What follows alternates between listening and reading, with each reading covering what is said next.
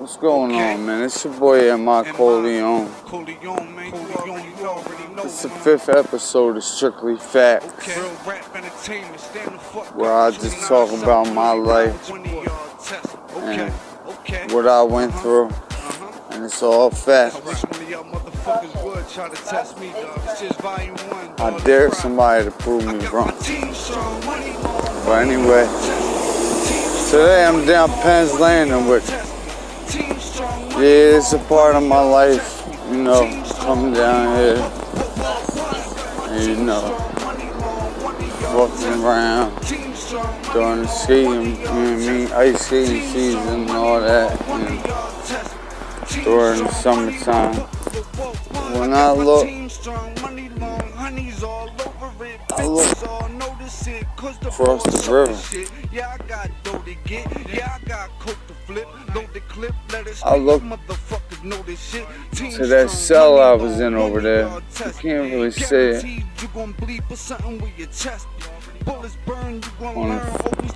on what I'm recording on, but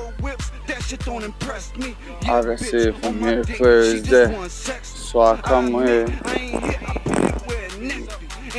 you know, whenever I need to think, get my mind right. You know why? That window wasn't the window that I was doing, you know what I mean, my bid on. That was the hole, as some may call it. That was administrative segregation, as others may call it.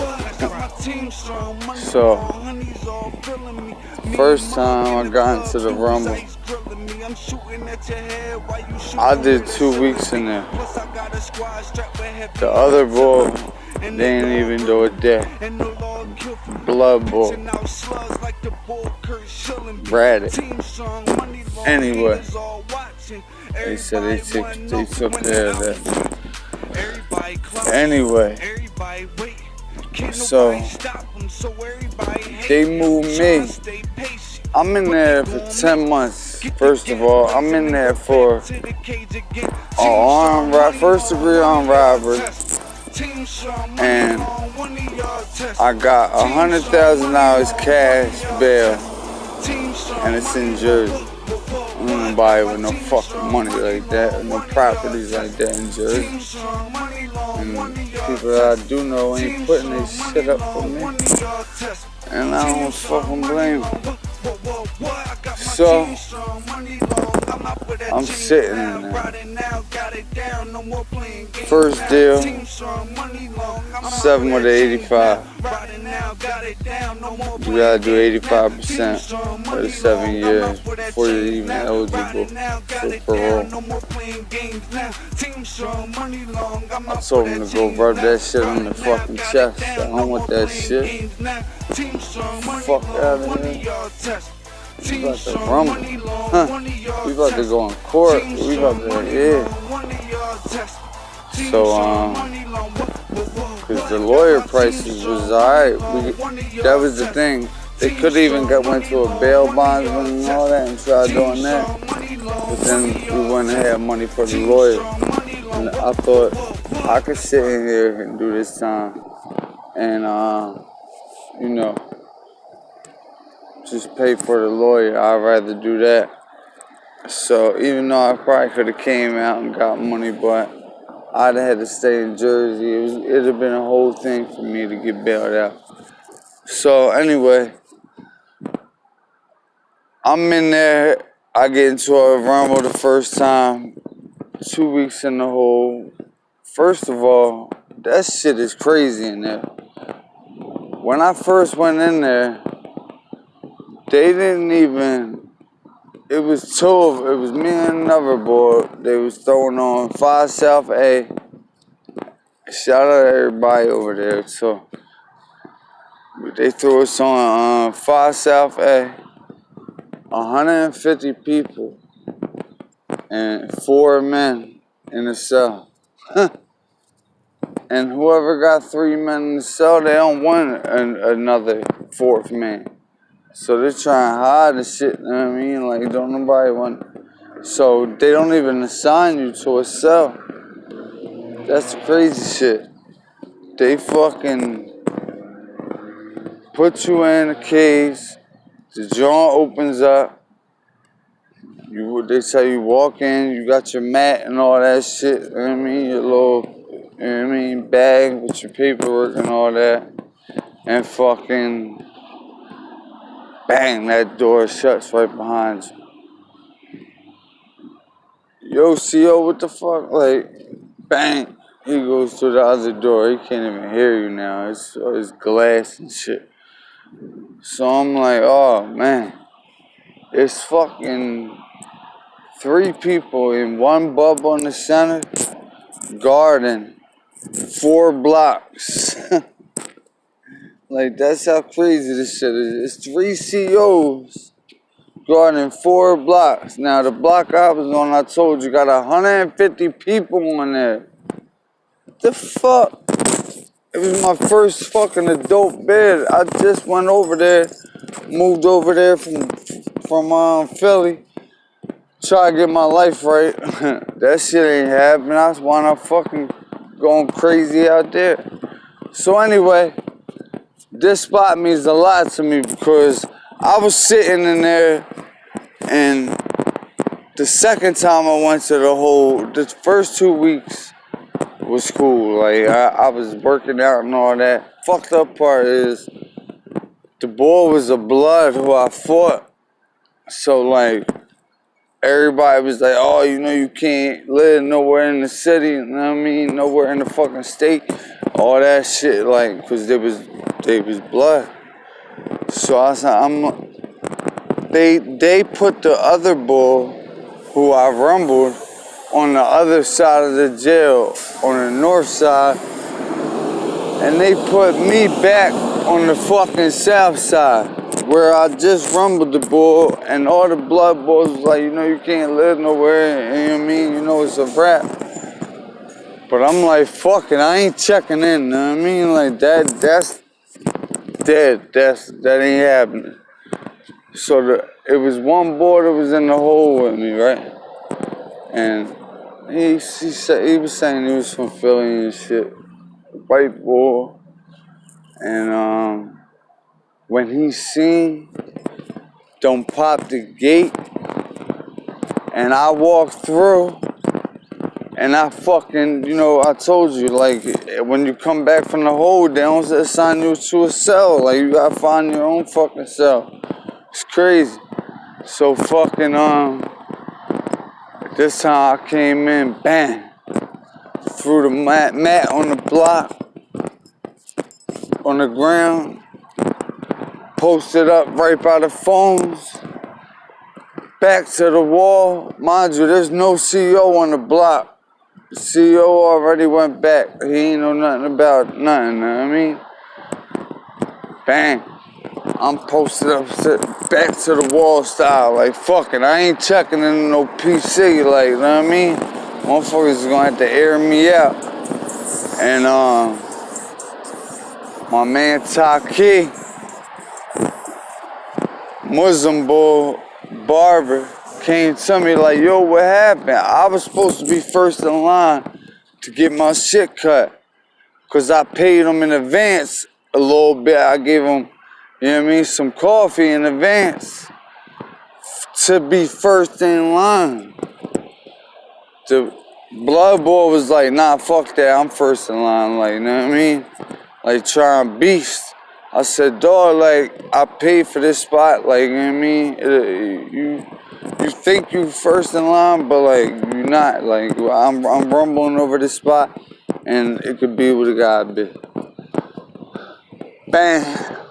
The CEO opens up the gate. I'm telling Taki this. The CEO opens up the gate. The blood boy who I rumbled tried to big boy me out the way and go through the gate. So I bang, stole off on him. Bro, you know what I mean? Running down on him. he's trying to swing back, but he can't get shit off. Like, I was in there working out every day, doing what I had to do. Like, so I tore him up right there. Bang. After that, probably like a minute after that, CEOs called the code because both of us was in the joint and they shut the gate and both of us was in there and we was scrapping like that. And it was nice because nobody could jump in, you know what I mean? It was a nice spot to catch him. Because if I'd have caught him on the block, somebody had jumped in and tried to crack me. So it was a great spot for that. So, bang, I go to the hole, but in the paperwork it says inmate, whatever the boy's name is that I rumbled, said I didn't do nothing, the white boy stole me. And it said it in parentheses, you know what I mean? So if it says it in parentheses, then that means like you was telling and it's on the paperwork, like, so Taki's like, what's up with the paperwork, like all that. And mind you, when I walked on the block, it's 150 people, probably like 70 of them, 75 to 80 of them is all Bloods. So that's all you heard was, "Sue, food on the block, food on the block." And I'm walking in, I'm gonna fuck, like, you know what I mean? Like, I was already ready for this. I was ready, you know what I mean, to go down swinging. And then they go to the big homie's hut to have a meeting. And there's so many people in there that they couldn't even all fit. They had to fucking like stand outside the door and like whoever had stain was, you know what I mean, in the room talking about what they was gonna do with me. How they was gonna handle it. Taki went in there with the paperwork. My Muslim homie Taki, who was the barber, he went in there with the paperwork. Bang, he shows him that it said the other boy wasn't going to be, you know what I mean? He didn't do no time in the hole. The other boy that I rumbled, he didn't do no time in the hole. And he read it. He said, you know what I mean, the white boy stole me.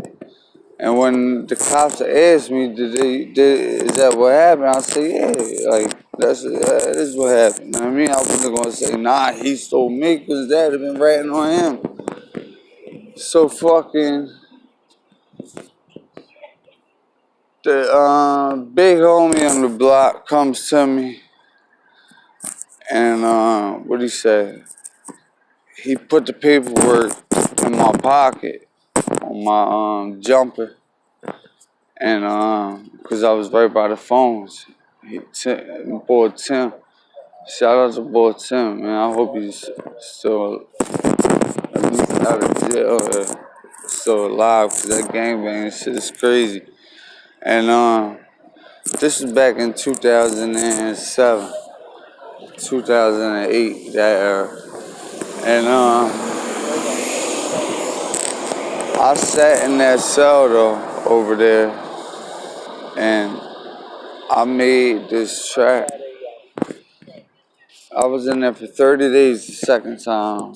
Some boy Tim came to me at the end of that though and said, yo, like, you're good, you got the G-Pass, the homie's gonna get dealt with, we know he was snitching, everything's good. Bang, I moved into a cell and I was good the whole bit. You know what I mean? Even when I went downstate, you know what I mean, the prison, I was good the whole bit. So the second time I go, I fucked boy up because he invited me to his private parts. You know what I mean? Something you don't never do with a man. And bang, I stole off on him, fucked him up. You know what I mean? And that was that. And they put me in a hole for 30 days because I tried to fight the case because I didn't think it was on camera. So I'm in this hole over there. It's a little ass window. You Could never say it unless I had binoculars or some shit. But I could say it clear as day from right here. And when I was in there, you don't have nothing to read. You might get a Bible for somebody that's leaving. You know what I mean? Somebody's going back to the block. But so I had a pencil, probably like no lie, like this big. Pause. You know, I don't do it. And I wrote a track called Team Strong Money Long in there. And you know, I was like 2 weeks in. I was all fucked up because like you don't have no contact with the outside world. The only thing you could do is talk to people through the portholes. Like other people that's in the hole, it was probably like 30 people in the hole. And you'd be like, yo, E, what's up, you up, you sleep? And he come to the joint like, nah, man, bored as shit, man, this shit nutty. Like, that's how, you know what I mean, we talk. But the one night, I came up on the pencil, and got a little bit of paper, and I wrote Team Strong Money Long. If you want, you can go look it up on YouTube, whatever, Google. Just put in M.I. Corleone, Team Strong, Money Long. And I took everybody in the whole out of that jail that night with that song. Cause when I spit it, my man was like, go ahead, spit that joint. So you gotta understand that's one of them tracks that when you spit it a cappella, you can hear the beat. Like I'm through the porthole with it, and even the CEOs was like, yeah, that shit, that joint. Everybody was telling me, run it back, all night long. So, matter of fact, for the rest of my stay in there, they always want to hear that shit. And all kind of new shit that I was writing with that little ass pencil. But that wound up being a lot of Let's Ride Volume 1, Volume 2, 3, and the best of M.I. Corleone Jones. But anyway, them mixtapes, you know what I mean? They're floating around somewhere. It was on that Piff and all the time. But, you know, it's a new grind, new day. So I'm in the hole. I got my Team Strong Money Long, one of y'all test me. Team Strong Money Long, one of y'all test me. Team Strong Money Long, one of y'all test me. Team Strong Money Long, what? I got my Team Strong Money Long, honeys all feeling me. Me mug in the club, dudes ice grilling me. I'm shooting at your head while you shooting with a ceiling beat. Plus I got a squad strapped with heavy artillery, and no all roping me, and no all killing me. Pitching out slugs like the bull Kurt Schillenby.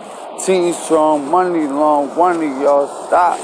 Guaranteed you gon' bleed. You try to stop me, motherfuckers. No, I got my team. I fucked up a little bit there, but I got my Team Strong Money Long. One of y'all test me. Team Strong Money Long. One of y'all test me. Team Strong Money Long. One of y'all test me. Team Strong Money Long. What? I got my Team Strong Money Long. One of y'all test me. Team Strong Money Long, one of y'all test me. Team Strong Money Long, one of y'all test me. Team Strong Money Long, what? I got my Team Strong Money Long, haters all watching. Everybody wanna know when the album drop. Everybody clock, everybody wait. Can't nobody stop them, so everybody hating. I'm trying to stay patient, but they gon' make me get the scratch goods in and go back in the cage again. Team Strong Money Long, wanna test me. Team Strong Money, go listen to that junk. Guarantee you gonna love that joint. It's on YouTube. It's on my Reverb Nation / MI Corleone. You can download it there for free. Matter of fact, I got like 50 songs up there you can download for free. You know what I mean? But all the new shit coming out is gonna be crazy. Just know that. Alright? And that's this segment. It's strictly facts. It's your boy MI Corleone. This was the view. I was sitting, look out that window for them 30 days, and this was the view while I was writing them rhymes. Looking at 95, just looking over here like I can't wait to get back over Philly. I snuck in my motherfucking headphones, but the batteries went there after like 2.5 weeks. But it's some hard times, because I was facing that hard bid. I wound up getting a 3 flat after I held out in court for about 7-8 months. I went downstate when I had about 10 months in Camden County. And the rest of that story, I'll tell you on the next, or nah, not the next, because I got some other shit, but I'll tell you on another story, strictly facts with MI Corleone. Went a little bit long on this joint. Thank everybody for riding with me. You know, let's ride.